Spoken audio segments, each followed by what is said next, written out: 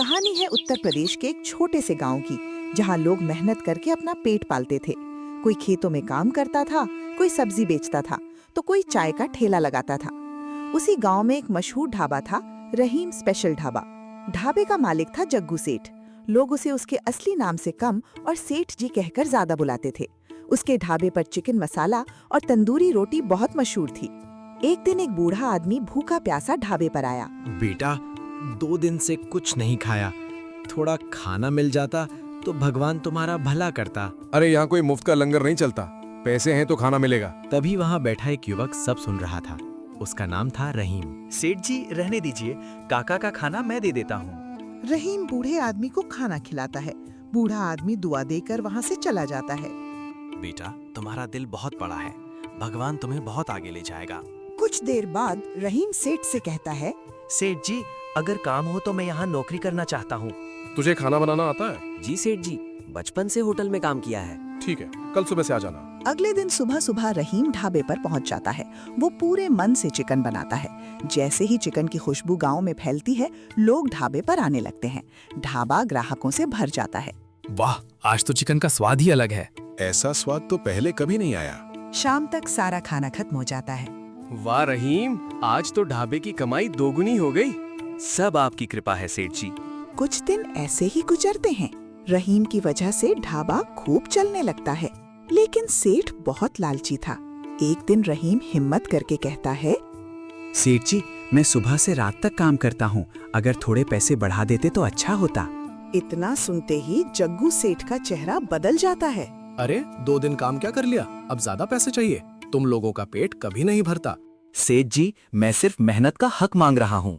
अगर इतना ही परेशानी है तो नौकरी छोड़। रहीम दुखी होकर वहाँ से चला जाता है। रास्ते में उसकी मुलाकात उसके दोस्त समीर से होती है।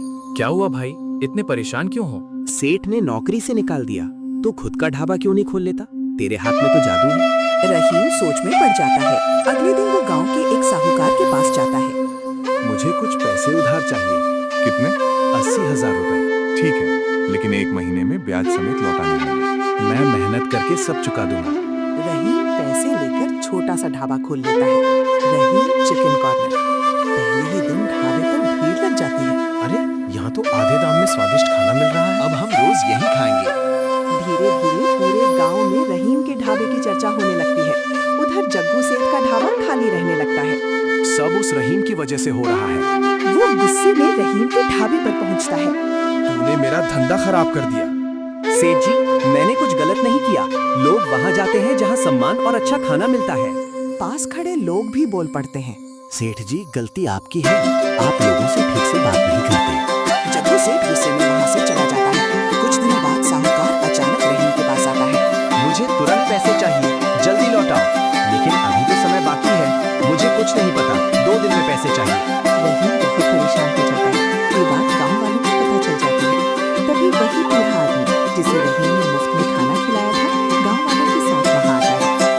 आज रहीम मुसीबत में है, जिसने भूखे को खाना खिलाया, उसकी मदद करना हमारा फर्ज है। गांव वाले मिलकर पैसे इकट्ठा करते हैं। कोई 500 देता है, कोई 1000 रुपए। कुछ ही देर में पूरे पैसे जमा हो जाते हैं। रहीम की आंखों में आंसू आ जाते हैं। आप सबने मेरी इतनी मदद क्यों की?